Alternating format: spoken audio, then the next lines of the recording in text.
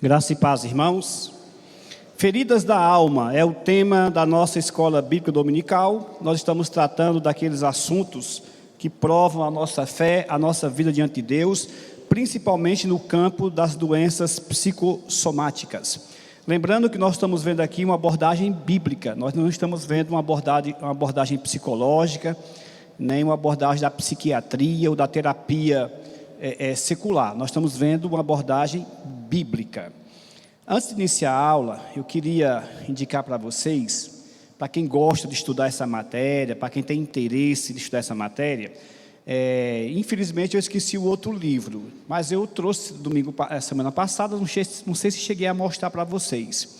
Mas tem um livro chamado Depressão Espiritual, foi escrito pelo Dr. Martyn Lloyd-Jones. Quem foi o Dr. Martyn Lloyd-Jones? Foi o médico da rainha Elizabeth II, essa soberana que faleceu recentemente, e que abandonou a medicina e se tornou um dos maiores pastores britânicos do século passado. Talvez a última leva de grandes pastores e teólogos e pregadores britânicos foi a geração do Dr. Martyn Lloyd-Jones, junto com o Dr. John Stott. E ele escreveu esse livro, Depressão Espiritual, porque ele passou por uma depressão. Então é um livro excelente para você ler. Reconheço que é uma linguagem um pouco mais pesada, porque ele, além de ser médico, ele é assim, muito prolixo, ele é muito comprido nas sentenças dele. Você tem que ler com muita atenção, mas ele escreveu esse livro em 1969. Eu estava dizendo aqui para uma irmã, olha irmã, esse livro foi escrito em 1969. E até hoje é muito, mas muito melhor para tratar pessoas que têm problema de depressão ou têm tendências a ter problema de depressão. Você que está de luto, né, com uma batalha, com uma luta, está triste, né, está abatido na sua alma, esse livro é excelente para esclarecer a sua mente e seu coração. Então, Depressão Espiritual, Dr. Martyn Lloyd-Jones, da editora Fiel. E mesmo tendo sido escrito em 69, ele é mais atual e melhor do que os livros seculares que você encontra. Olha, eu não estou me gabando não, mas só para você ter uma ideia, eu já estou indo, acho que para o 10º livro que eu estou lendo, só para essa aula que eu estou dando para vocês, de livros seculares, de psicólogos seculares, psiquiatra secular e também de cristão, para poder ter um parâmetro bíblico, né, do que eu estou dizendo aqui. Este livro coloca no bolso tudo que eu li até agora. Depressão Espiritual, Dr. Martyn Lloyd-Jones. E sabe por que ele é atual, irmão? E sempre vai ser atual? Porque é um livro baseado na palavra de Deus. Simplesmente por isso. Porque é baseado na palavra de Deus, ele não fica velho. O segundo livro, eu acabei de receber ontem, eu já li ele lá há uns 30 anos atrás, quando eu estava no seminário. Eu li esse livro. Aí eu pedi para o irmão comprar para mim, pela internet. Ele chegou chegou sexta-feira chegou sexta-feira das minhas mãos, esse livro aqui, ó, Autoestima, uma perspectiva bíblica, Dr. J. Adams. É um livro pequenininho, rapidamente você lê esse livro aqui talvez em 2 horas, se você ler rápido, lê em 2 horas, Autoestima. Mas o Dr. J. Adams, na década de 80, quando escreveu esse livro, ele quebrou uma união que havia entre a psicologia secular e o cristianismo. Existe uma linha da psicologia cristã que é chamada de integracionalismo. Depende da tradução do inglês para o português, o mais comum vai ser integracionalismo. Outro termo que eles usam outro termo agora eu não lembro agora, mas é uma coisa, é a ideia de juntar a psicologia secular com o cristianismo. E o Dr. J. Adams, ele discorda. O problema é que alguns, não J. Adams, eu conheci o Dr. J. Adams pessoalmente aqui no Brasil, em Águas de Lindóia, numa conferência. Não ele, mas muitos brasileiros, muitos pastores brasileiros, acho que um pouco mais exaltado, talvez sem tanta sabedoria, talvez fosse a palavra, eles foram ao extremo, e aí eles combatem totalmente a psicologia secular, a própria matéria, a psicologia, eles veem como um inimigo do cristianismo. Eles até nem aceitavam antigamente que crente fosse psicólogo. Até hoje tem pessoas assim, até hoje tem pastores que não aceitam a psicologia e nem aceitam que o crente seja psicólogo. Eu não concordo com isso, vou deixar bem claro, eu não concordo. E se Deus colocasse no meu coração para eu fazer uma faculdade de psicologia, eu faria, não tem problema nenhum. O problema é que a solução é que o Dr. J. Adams mostra à luz da Bíblia que muitos pressupostos da psicologia estão errados à luz da palavra de Deus. E um dos principais é esse aqui, que nós vamos estudar aqui na igreja. Eu comprei o livro justamente porque eu vou dar essa matéria aqui na igreja, então já estou lendo antecipadamente. É a questão da autoestima e da baixa estima. Se você vivesse em 1950, alguns viveram, o pastor Reginaldo pode dar testemunho para nós aqui, mas em 1950, se você falasse que estava com baixa estima, ninguém sabia nem o que era. O que é isso, meu filho? É prisão de ventre, isso aí que você está tendo? Baixa estima é alguma coisa aqui nas partes baixas? Ninguém saberia o que era baixa estima. Se você dissesse que estava com autoestima, as pessoas também não entenderiam muito bem o que é. Hoje, baixa estima e autoestima está na boca de todo mundo. Fulano de tal está com baixa estima, fulano de tal está... E a gente engole essas coisas sem perguntar, mas de onde é que veio isso? Quem foi que inventou o negócio de baixa estima e autoestima? Lá no Ceará, no final dos anos 60, no início dos anos 70, eu nunca ouvi essa palavra. Eu vim ver essa palavra baixa estima e autoestima aqui da década de 80 para cá. Como dizia Luiz Gonzaga, lá no Ceará não tem isso não. Enfim, de onde é que veio? Você está entendendo? A gente vai engolindo as coisas, vai assimilando, sem saber se é certo, se é errado, de onde veio, para onde vai, se está de acordo com a palavra de Deus. Eu não concordo com a visão de baixa estima, de autoestima que a teologia secular prega. Eu não concordo. Mas eu vou dizer para vocês porque eu não concordo.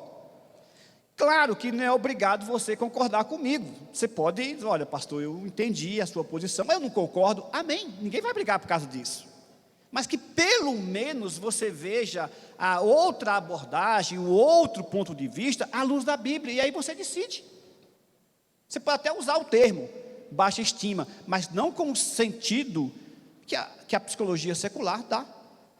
Porque na Bíblia, quando nós estamos humilhados, literalmente rebaixados, com baixa autoestima, quando nós estamos humilhados, o que é que nós somos o quê, irmão? Somos exaltados. Quando nós não somos nada na Bíblia, o que é que nós fazemos? Nós podemos tudo. Quando nós não temos, aí você tem. É os paradoxos do cristianismo. Quando nós somos rebaixados, quando nós somos fracos, aí é que nós somos.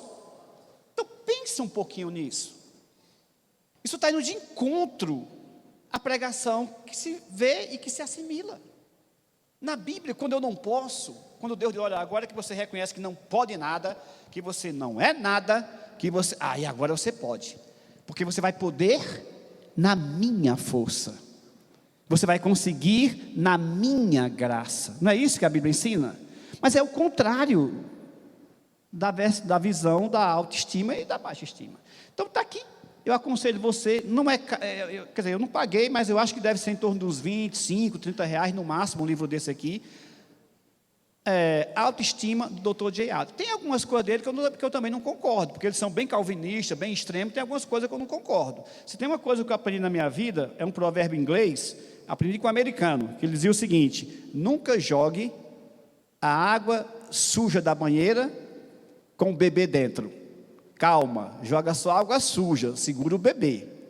Então, eu acho que esse negócio de extremo de um lado, extremo de outro, não é uma coisa boa. Então, eu queria recomendar para quem gosta de estudar, para os psicólogos aqui da nossa igreja, nós temos várias pessoas aqui na igreja que estudam psicologia, que são psicólogos, inclusive. Lê esse livro, Autoestima, Dr. J. Adams, foi o livro que rompeu, entre aspas, assim, não vou dizer definitivamente, mas que acabou com a visão integracionalista. Hoje, na igreja do Dr. J. Adams, ele trabalha hoje com o John MacArthur Jr., o maior pastor batista da atualidade. Na igreja deles, lá dos Estados Unidos, eu me esqueci o nome da igreja do Dr. John MacArthur Jr. agora, mas é uma igreja que tem 10 mil membros. Eles têm uma área toda da psicologia lá. o Jay Adams, o Wayne Mack, que eu também conheci, todos eles são psicólogos, psiquiatras, e eles trabalham na igreja lá dos Estados Unidos, e eles usam este método. Eles são psicólogos, mas usam o método à luz da palavra de Deus, que é o que o Brasil precisa pelo menos conhecer, para depois fazer. Então, se eu fosse um psicólogo e alguém fosse tratar comigo, eu dizia: olha, meu querido, realmente você está com uma baixa estima, como nós vamos ver aqui. Agora, o modo de tratar isso, à luz, é assim, assim, assim e assim. Esse é o meu tratamento. Se você não quiser, tem a versão secularizada, aí você vai para a versão, se você quiser. Agora, se você quiser se tratar à luz da Bíblia, os argumentos são esse e esse.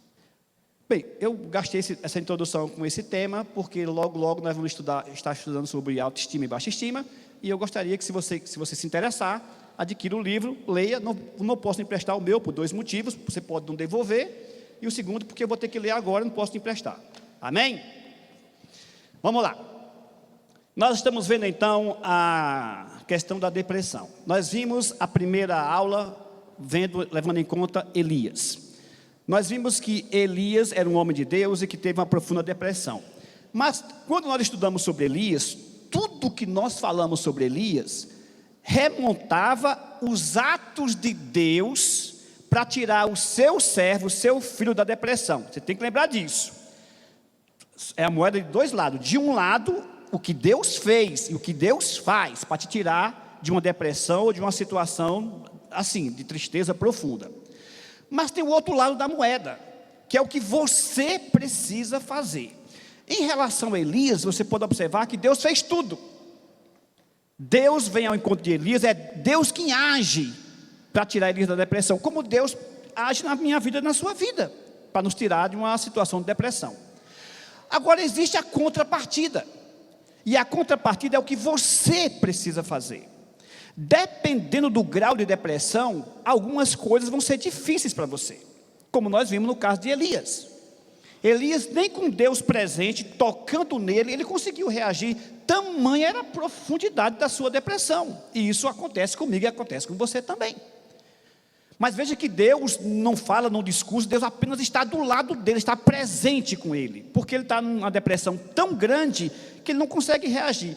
Ali é o início da depressão dele. E nós não sabemos exatamente quanto tempo levou. No mínimo uns 50 dias. No mínimo 50 dias para ele começar a reagir ao tratamento.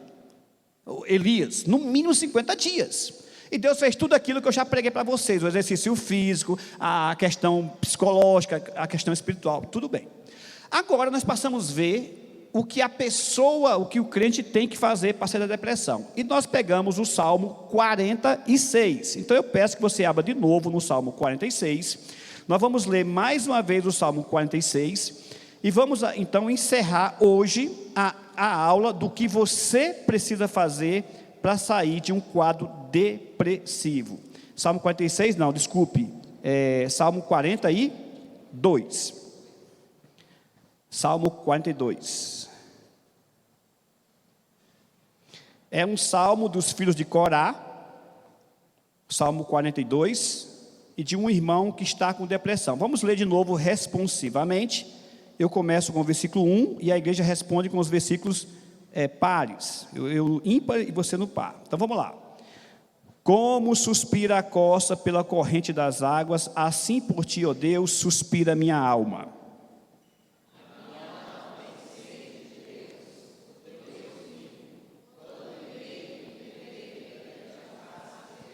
As minhas lágrimas têm sido o meu alimento dia e noite, enquanto me dizem continuamente: o teu Deus onde está?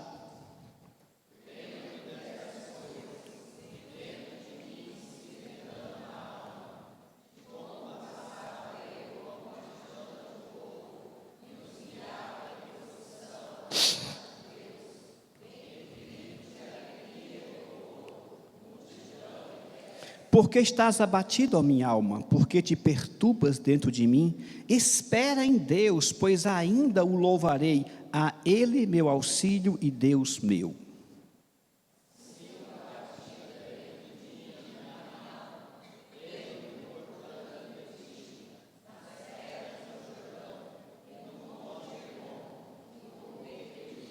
Um abismo chama outro abismo ao fragor das tuas catadupas. Todas as tuas ondas e vagas passaram sobre mim.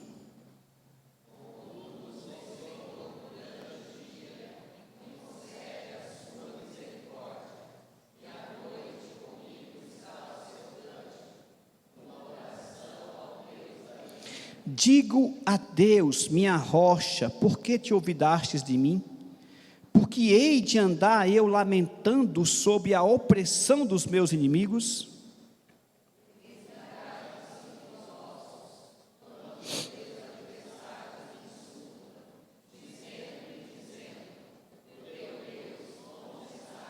Por que estás abatido, ó minha alma? Por que te perturbas dentro de mim? Espera em Deus, pois ainda o louvarei, a Ele meu auxílio e Deus meu. Deus abençoe a leitura da sua palavra. Bom, já falei que não precisa ser psicólogo para perceber que o irmão está deprimido. Ele chora, ele mal não come direito, ele não dorme, chora de dia e de noite. Já vimos tudo isso aqui. Agora, o que é que ele vai fazer para tentar sair dessa depressão? Nós ficamos justamente aí na psicoterapia bíblica, o tratamento. Eu vou pedir a Julinha que projete aqui, a psicoterapia bíblica, o tratamento. Lá na frente, Julinha. O tratamento. O que é que ele vai fazer? Já vimos o paciente, não vou repetir, que eu já falei sobre isso, pode passar. O tratamento. Muito bem. A primeira coisa que ele vai fazer, ele é crente, coloca na cabeça, ele tem o Espírito Santo. Por mais deprimido que ele esteja, ele ainda crê em Deus, ele ainda tem Deus. Ele não consegue se relacionar com Deus como eu e você estando bem, mas ele ainda deseja Deus, certo? Então essa é a primeira coisa, ele tem desejo de Deus. Tanto é que o Salmo é escrito, o Salmo como anelo, a alma anela por Deus, né? O Espírito deseja Deus, anseia por Deus. E ele começa o Salmo justamente com essas palavras: eu anseio, a minha alma tem sede, a minha alma anseia por Deus como uma corça pelas águas. Então é a primeira coisa. Não há depressão no mundo que faça você perder a fé em Deus. É por isso que esse pessoal lá do Dr. John MacArthur Jr., o pessoal da ABCP, sabe o que é a ABCP? Associação Cristã,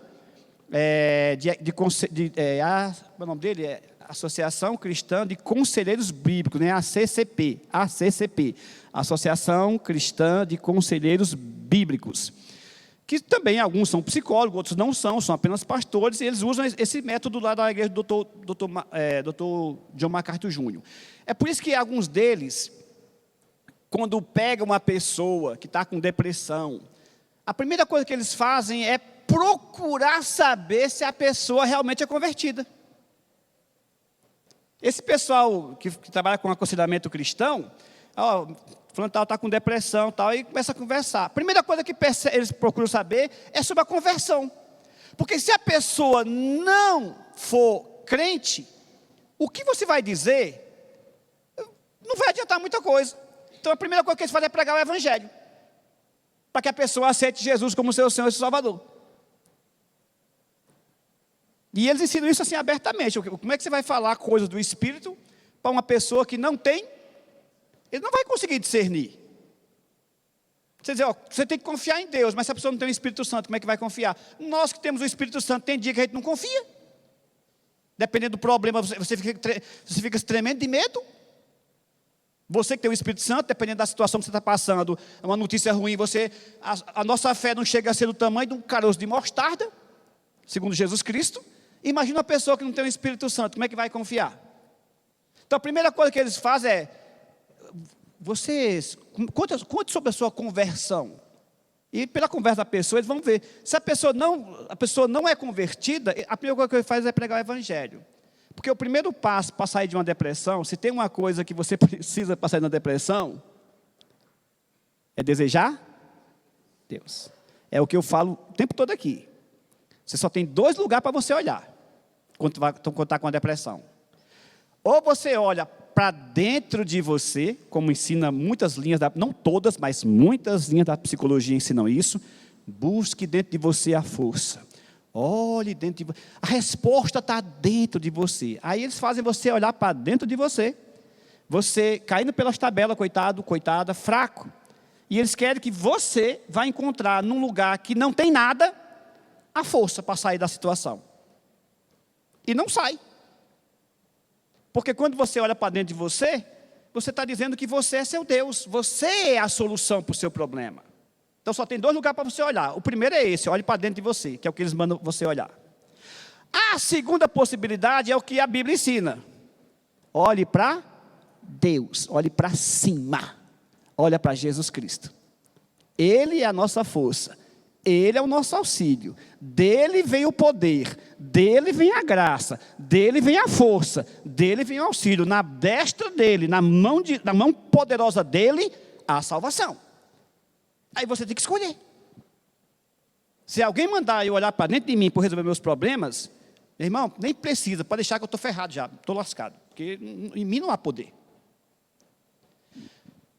O salmista, mesmo deprimido, mesmo numa situação que ele sabia que não ia mudar tão cedo, ele continua tendo o desejo de Deus. Em outras palavras, se você é crente, se você é um cristão, uma cristã, você não precisa de autoajuda.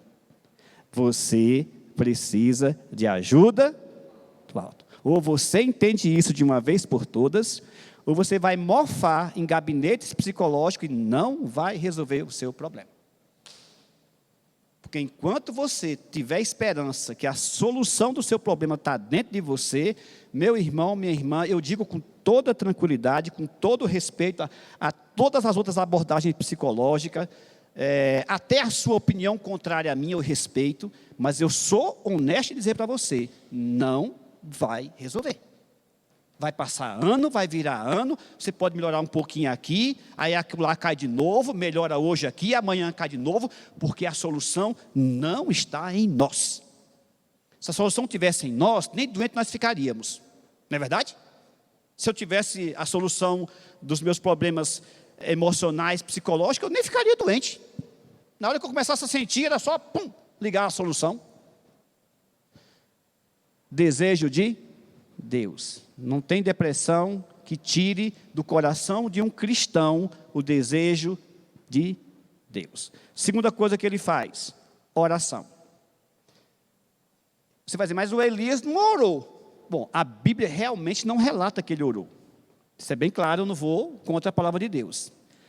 Claramente a Bíblia relata que Elias não orou, naquele momento em que no primeiro momento em que ele caiu em depressão. Tanto é que Deus chega, Deus toca nele, ele levanta, ele come, vira para o lado e dorme. A Bíblia realmente não fala que ele ora. Mas se você olhar depois que o tratamento vai fazendo efeito na vida dele, ele volta a orar.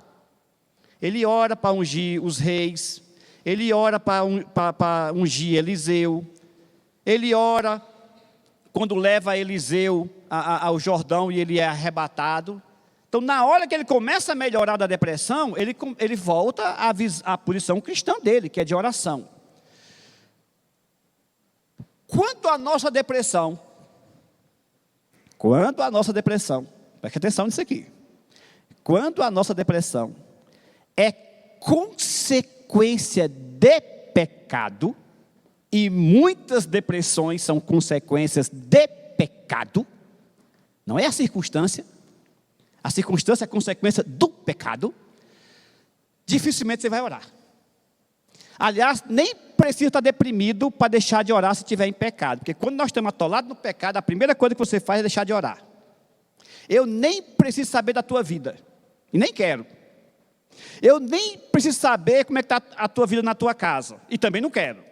Mas eu sei que se você estiver contra Deus, numa posição pecaminosa, se você estiver com um problema de pecado que você não resolve, eu sei de cara que as suas orações, se orar, é isso aqui, é aquela oração de 1 minuto e meio, para não pesar na sua cabeça, nem esmagar você. Por quê? Porque o pecado nos separa de Deus, naturalmente.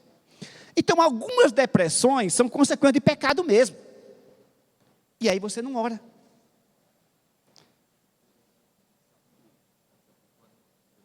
Aqui.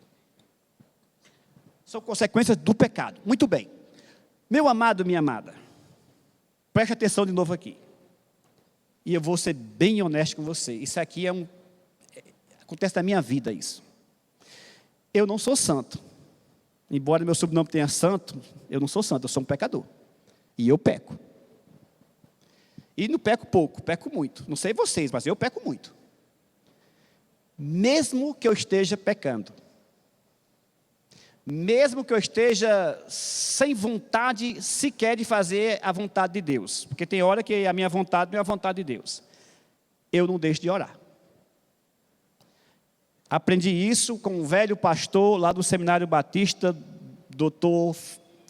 Thomas Fleming Wills. Ele falava para mim, Carantino, nunca deixe de orar, mesmo que você esteja no fundo do poço, mesmo que você esteja pecando, porque só há um jeito de você sair de lá, é se você conversar com Deus. Está deprimido? Está com problema de depressão? É um problema físico? É um problema biológico? É um problema de pecado? É um problema de relacionamento? Não sei, qualquer que seja o motivo.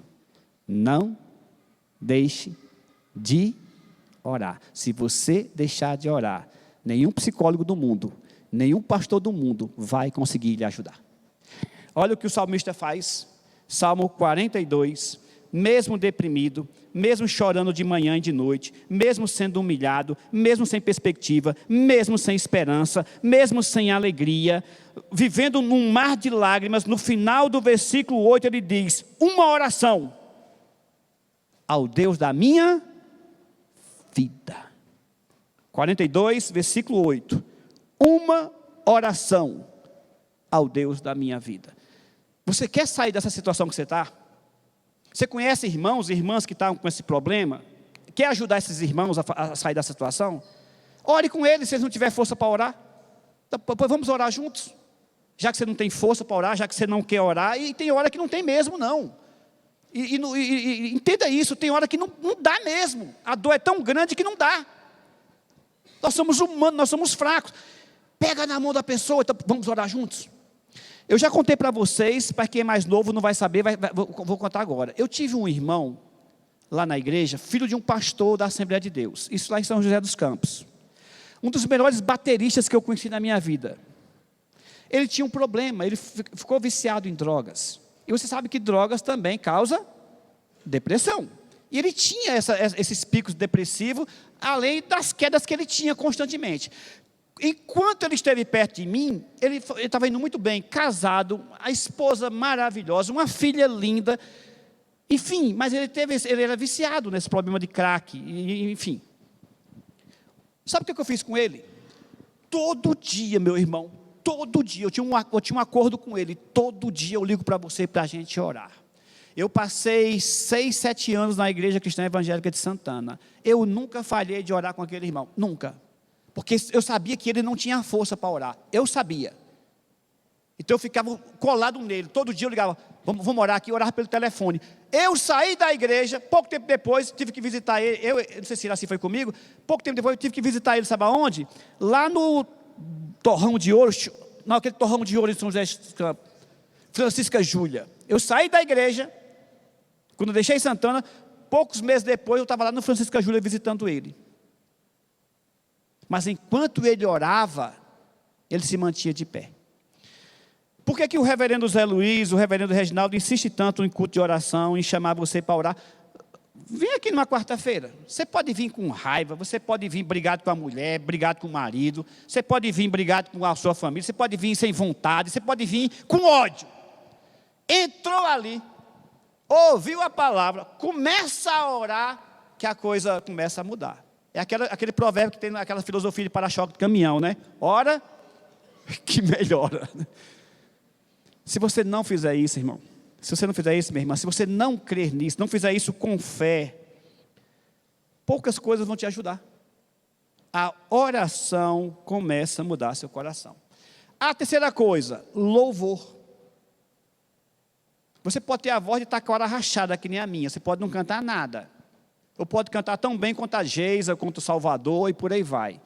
Louva a Deus. Começa a cantar, começa a louvar, ouve canções. Quando você canta, quando você louva a Deus, a música tem o poder de elevar teu espírito. Até quem não é crente sabe disso. Até quem não é cristão sabe que isso é criação de Deus. Tem uns malucos que saem por aí. Tiago, essa aqui é boa, Tiagão, preste atenção. Foi bom lembrar disso aqui. Tem uns malucos aí que saem por aí pregando que a música começou num contexto secular, pagão. Porque eles vão lá no livro de Gênesis, aí lê lá Tubal-Caim, artífice, né, criador dos instrumentos de corda. Aí isso faz até livro, pastor. Livro dizendo que a música nasceu num contexto pagão. Já ouviram isso? Não.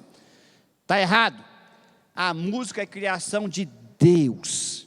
Antes que Deus criasse a terra, os filhos de Deus já louvavam a Deus na eternidade, já cantavam para Deus. Então a música não é do capeta. Algumas são, né? Eu acho que funk é. Mas a música é criação de Deus. Deus criou. E a música, por ser uma criação de Deus, Deus criou a música com duas finalidades. Primeiro, a glória dele, ele é glorificado. E a segunda coisa é que a música eleva o nosso espírito. A música tem esse poder. Olha, eu tenho 59 anos. Quando passa uma música secular, por exemplo, a música do Elton John, Skyline Pinchon. Rapaz, da hora que passa a música, eu me lembro lá na minha cidade, lá do meu Orose, eu com 10 anos, ouvindo a música no rádio. Quando passa Jogo de Damas de Roberto Carlos, na hora eu me lembro, eu lá no sertão do Ceará, na hora. É o poder que a música tem de mexer com sua alma, com seu espírito. Imagina o louvor. Você viu a música que ontem um americano tem a voz muito, cantou uma música lá, eu não entendi quase nada da música que ele cantou, da letra. Mas só pela melodia, só pelo jeito que o americano lá cantou a música, já mexe com o seu coração. Cantaram aquela música, Bondade de Deus, né? Tu és bom, tão bom para mim, né? Eu vou cantar, né? A bondade de Deus. Isso mexe com o seu coração. Não tem depressão que aguente, meu filho. Agora, louva para tu ver uma coisa. Tá bom, eu não vou louvar, vou só ouvir o louvor. Ouve, mas interagindo com a canção. Isso muda. Quando alguém ouve, por exemplo, Senhor, eu sei que tu me sondas. Senhor, eu sei que tu me sondas. Olha, se você tem um Espírito Santo, por mais duro que você seja, por mais atolado no pecado que você esteja, por mais doente que você esteja, por mais depressão que tem, você ouve essa música, ouvindo a letra da música, que é baseada no Salmo 139, Senhor, eu sei que tu me sondas, eu sei que o Senhor me conheces, isso eleva seu espírito. O salmista era um levita, ele sabia do poder da música, por isso que ele canta. Bom, eu acho que você não vai ouvir isso num psicólogo secular, mas no tratamento bíblico é isso que funciona. Desejo de Deus, oração, louvor. A quarta coisa, trazer a lembrança ou a memória, o que te dá. Eu não coloquei o versículo aqui, mas se você puder colocar para mim na projeção, quero trazer a memória aquilo que me dá esperança. Presta atenção aqui agora. Alguns anos atrás, no programa Amaury Júnior, passou a semana toda anunciando que ia chegar lá um especialista numa filosofia oriental, que eu não lembro agora qual era a filosofia oriental, não sei se era Tai Chi Chuan, não lembro, sinceramente eu não lembro, eu vou até procurar depois dizer para vocês. A semana toda, sexta-feira vai estar aqui, doutor não sei quem lá, não sei nem qual era o nome do cara, alguma coisa Jung, um especialista numa filosofia oriental milenar. É uma coisa tão profunda que no Brasil ele só autorizou 2 pessoas a dar aula além dele. Então só tinha ele e mais 2 alunos que fazia anos que era discípulo desse homem que ia dar aula. E eu sempre fui curioso para ver o outro lado da história. Disse, caramba, isso aqui deve ser uma coisa muito boa. Eu vou esperar, eu vou assistir sexta-feira. Você vê como eu sou doido. O cara que assiste a Mauri Júnior deve ser doido mesmo, não é não? Mas como era uma coisa, eu vou assistir. O programa todinho, daqui a pouco, fulano de tal, com a filosofia oriental, e eu esperando. Finalmente chegou o grande momento, do homem que vai trazer um conhecimento milenar. Aí, para começar a conversa, era um gay. Nada contra ele ser gay, porque se o que ele falasse fosse bom, tudo bem. Mas começa logo assim, começa um homossexual, errado um brinquinho. Vamos lá, explica para nós a questão do que causa dor. Aí ele dizia, por exemplo, esta mesa. Se esta mesa te traz uma lembrança ruim, você tem que se livrar dela.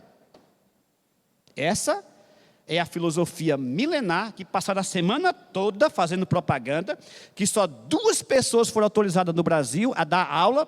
Sinceramente, eu não lembro o nome da filosofia, se era Tai Chi Chuan, se era alguma coisa da Índia, não lembro mais. Eu disse, rapaz, eu mereço.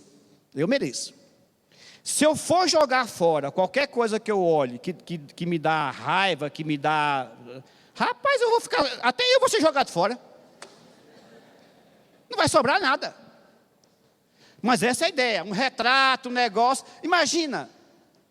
Aí vai para a Bíblia. O que diz o versículo?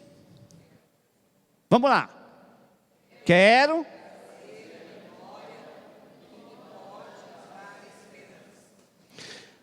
Olha a palavra de Deus, analisa a palavra de Deus, estuda a palavra de Deus, conversa com Deus. Ele começa dizendo, quero trazer. Ou seja, ele tem opção de escolher o que ele vai lembrar, o que ele vai trazer à memória. Como ele está com depressão, vivendo no exílio, ele traz à memória dele o que dá a ele esperança. Ir no passado, olhar para o passado não tem nada de errado. Mas se você vai no passado, olhar para o passado só para estar choramingando lá, naquele tempo, era muito bom.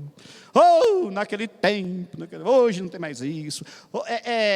Eu até criei uma doença para isso, sabia? Tem vários psicólogos criando doenças aí, criando síndrome, eu criei uma também. Vou ficar famoso, viu? Eu criei uma doença, vou começar a escrever sobre essa doença que eu criei. Chama-se alienação do tempo presente, o nome da minha doença. Alienação do tempo, ATP, alienação do tempo presente. É a pessoa que só vive fora do tempo. Ou o passado é muito bom, ou o futuro vai, mas o presente ela não consegue viver. Naquele tempo eu comia beiju no Ceará, tinha garapa de cana, jogava peão, soltava pipa, brigava na rua com a molecada e jogava.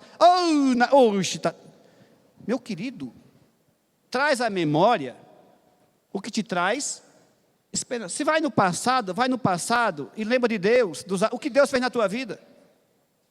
Se Elias tivesse feito isso, ele não teria ficado deprimido, porque Deus fez vários e vários milagres na vida de Elias. Mudou várias e várias vezes as circunstâncias na vida de Elias. Na hora que Deus não mudou uma circunstância da perspectiva dele, o homem se acabou. Olha na tua vida o tanto de milagre que Deus já fez. É porque tu esquece dos milagres de Deus. Quantas vezes tu não orou por alguma coisa e Deus respondeu a você? No dia que Deus não responde a tua oração do jeito que você quer, as pessoas caem, desanimam. O salmista lembrava, trazia a lembrança o que dá esperança. Deus é bom. Jesus Cristo me ama. Deus é todo poderoso. Ele deu o seu filho pela minha vida. Então, essa é a quarta coisa. Trazer a lembrança o que dá. Eu sei, como diz o apóstolo Paulo. Vamos lá. Paulo no corredor da morte. O apóstolo Paulo no corredor da morte. O que ele vai dizer? Eu sei. Ele lembrava que era Jesus Cristo. No corredor da morte, eu sei em que eu tenho crido. Talvez seja esse o nosso grande problema. É esquecer quem Deus é. É esquecer quem Jesus é. Eu acho que a gente tem que estar sempre lembrando de quem Deus é, de quem Cristo é, do que Cristo fez por nós. Talvez a gente saia muitas vezes de alguns buracos que a gente entra. Rapidamente. Próximo. Guia-se na luz e na verdade. Lembre-se que eu li o Salmo 42 e li também o Salmo 43, não li hoje, mas li na semana passada, porque é o mesmo Salmo, é o mesmo problema. Se você for no Salmo 43, versículo 2 em diante, diz assim: pois tu és o Deus da minha fortaleza, porque tu és o Deus da minha fortaleza, por que me rejeitas? Porque hei de andar eu lamentando sob a opressão dos meus inimigos? Aí vem o versículo 3, envia a tua luz e a tua verdade, para que me guiem e me levem ao teu santo monte e aos teus tabernáculos. A outra coisa que o salmista faz para sair da depressão é guiar-se na luz e na verdade.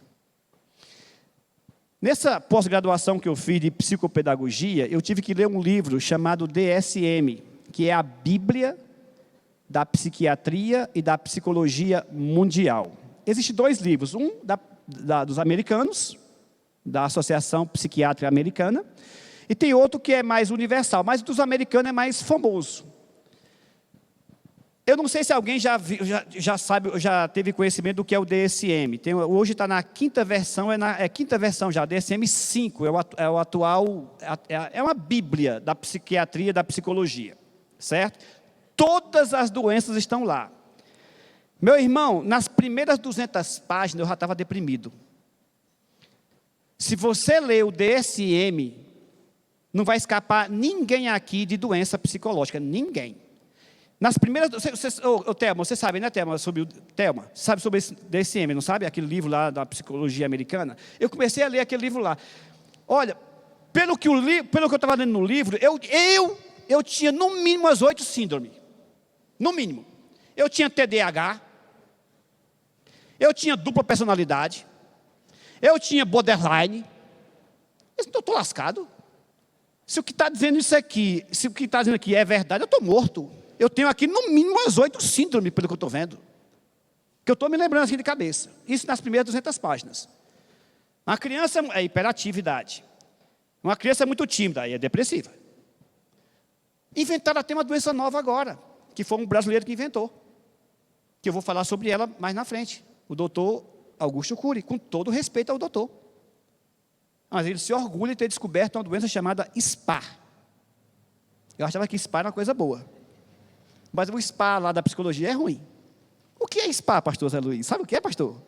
Síndrome do pensamento acelerado. Eu também tenho essa síndrome.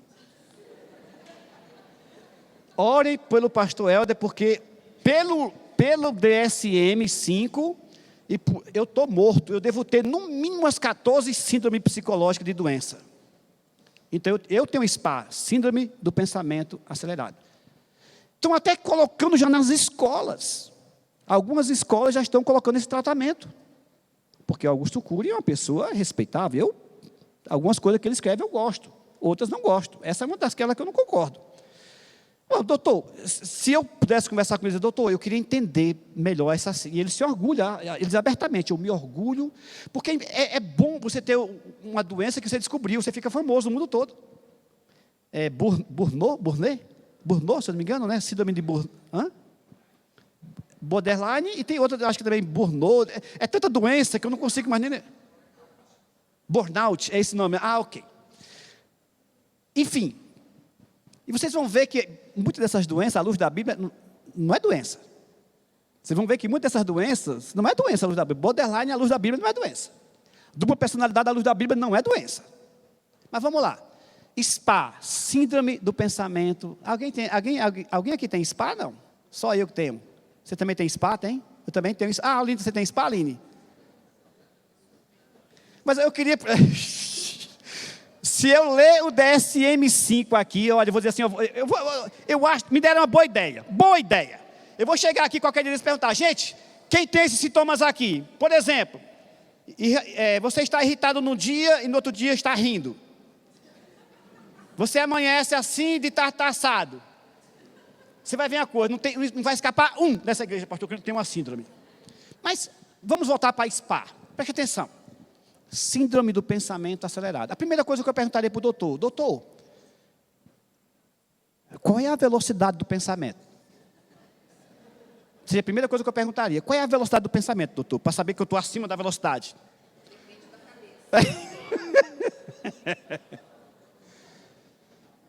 A Bíblia manda você pensar.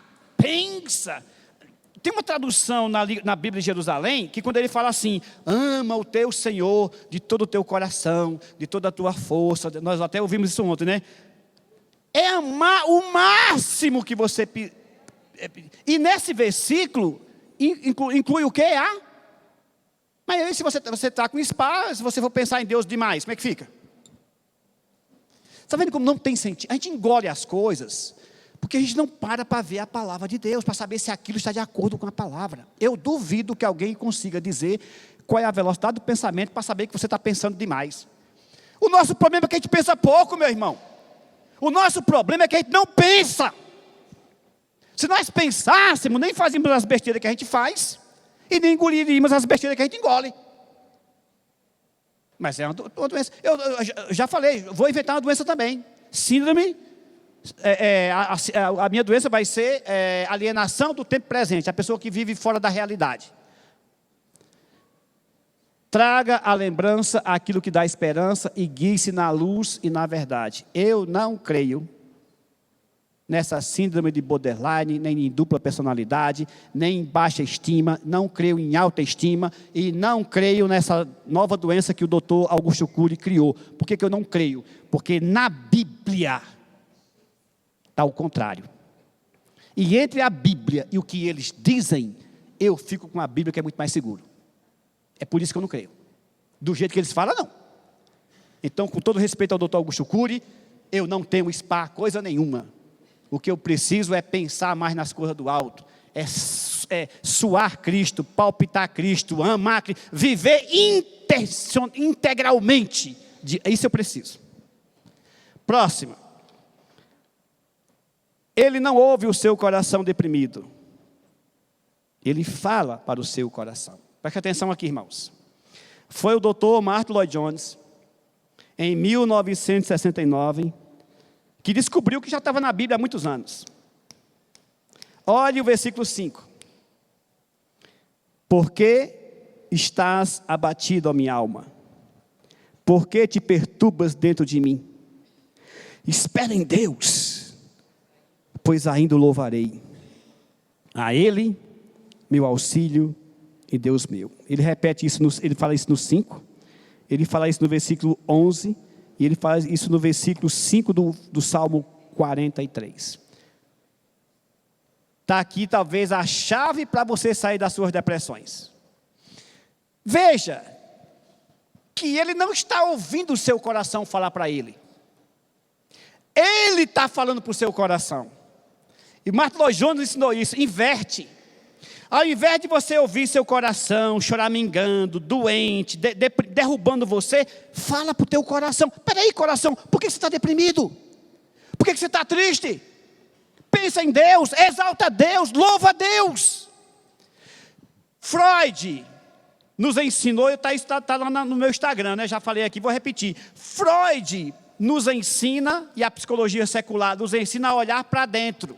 E quando você olha para dentro, sabe o que você vai encontrar? Um coração terrivelmente corrupto, enganoso, que te envenena. Que te envenena. Jesus manda você olhar para fora.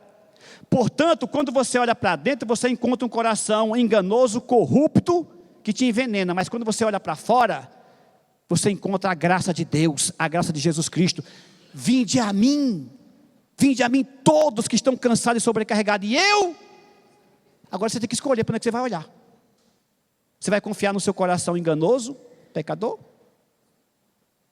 Quando você briga com sua esposa, ou quando você briga com seu marido, como é que fica a tua cabeça, teu coração? Ele é isso, ele não fez aquilo, ele é assim, ele é assado. Aí vai no coração da esposa, vai na cabeça da esposa, né? No coração do marido, ela é assim, ela não fez isso, ela não liga para mim. Os dois corações envenenados, corruptos, se envenenando. Não é isso que acontece? Quando um olha para fora e diz, eu estou errado, eu não devia dizer, a coisa começa a melhorar. A mesma coisa na questão da depressão. Quando você tem picos depressivos, quando você tem tendência à depressão, que você olha para dentro de você, você é envenenado por um coração que já está doente, por uma alma que já está doente. Mas quando se faz um esforço, como fez o salmista, por que estás abatido, ó minha alma? Por que está deprimida, ó minha alma? Por que está perturbada a minha alma dentro de mim? Espera em Deus, olha para Deus. Ainda o louvarei. Ele é meu auxílio. Ele é meu Deus. Não ouça seu coração doente. Fale para o seu coração doente. Toda vez que você tiver um pico de depressão, alguma coisa que te derruba, pode até não ser depressão, alguma coisa que te bota para baixo, você diga, por que você está assim, coração? E mais, o coração não é soberano, como pregam por aí. O coração não é soberano, Deus é soberano. O coração não é soberano. Eu já citei essa passagem aqui, lá de 1 João, acho que é 1 João capítulo 5, eu não coloquei na pregação aí, mas é 1 João capítulo 5, que diz assim, olha, 1 João capítulo 5, que ele diz que Deus sabe todas as coisas. Deixa eu achar qual é o versículo, meu irmão. É 1 João capítulo 5. Me lembrei na cabeça aqui, mas eu vou já achar o versículo aqui.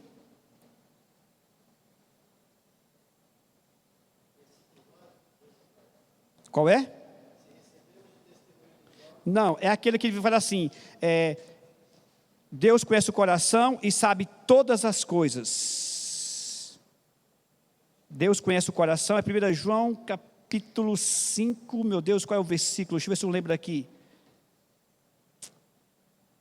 Que mostra que o coração, ele não é soberano. Soberano é Deus. É porque eu me lembrei da passagem e não estou conseguindo lembrar do versículo, mas eu vou achar aqui já já.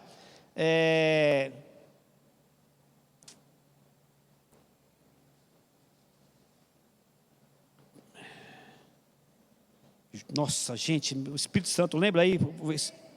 Oi? Isso que é bom ter uma auxiliadora idônea, né? 1 João não é 5, é 3:20. Eu estava achando 5:20, mas não é 5:20, é 1 João 3:20. Preste atenção aqui. 1 João, o coração, ele não é soberano.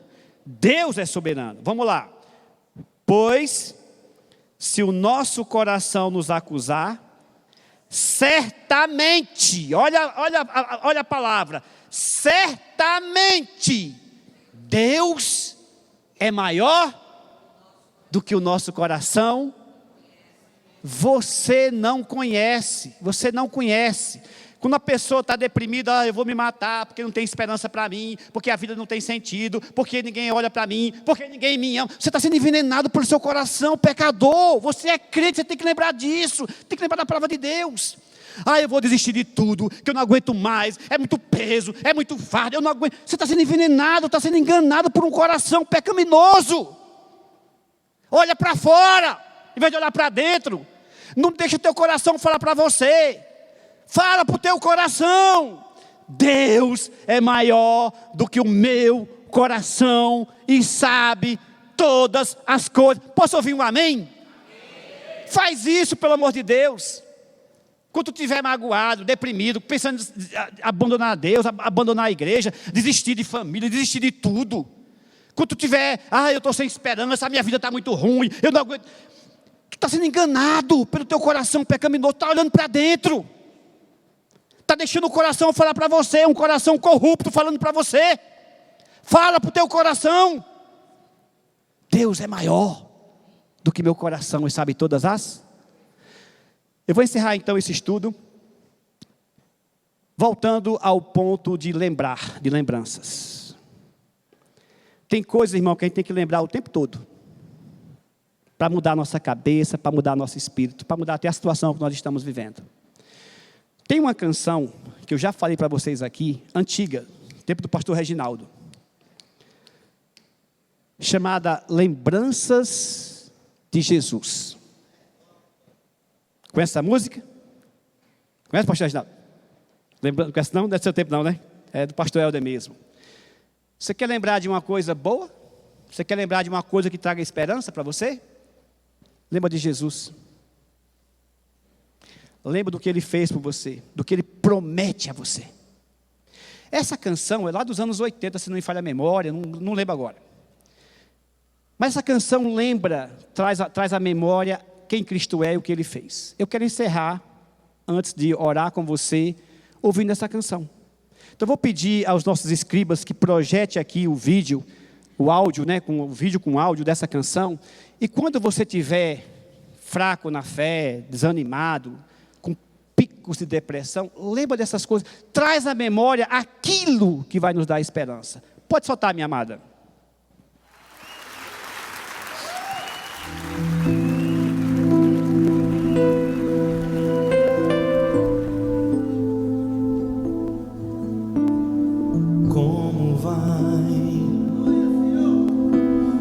Vida, é bom desabafar tudo que sentes. Não podes desanimar, precisa suportar até no fim. Imagine lá no Calvário, Jesus Cristo estando morto, ensanguentado, os cravos em suas mãos, com amor no coração, tudo isto por você.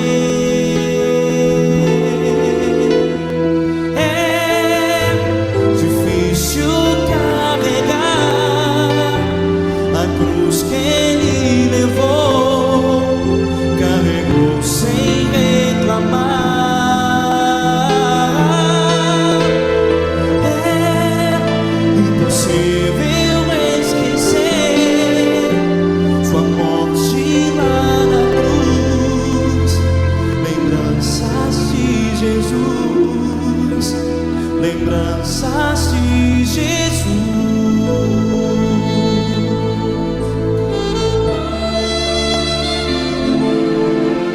Aplauda o nome de Jesus.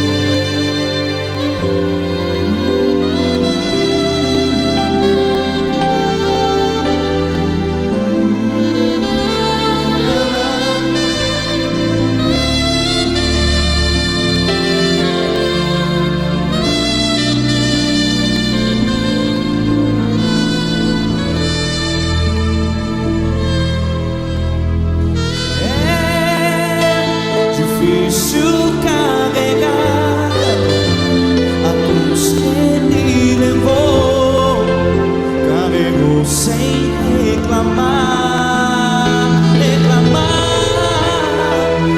É impossível esquecer sua morte lá na cruz. Lembranças de Jesus, lembranças de Jesus.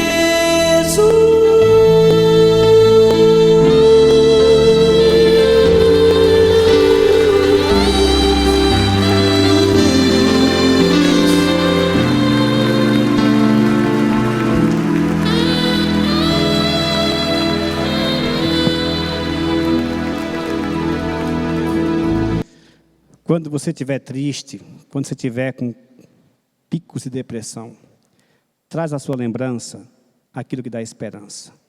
Este homem e este sacrifício nos dá esperança. Não tem depressão maior do que a graça de Jesus Cristo nas nossas vidas. Nele, por Ele, nós somos mais. Deus abençoe.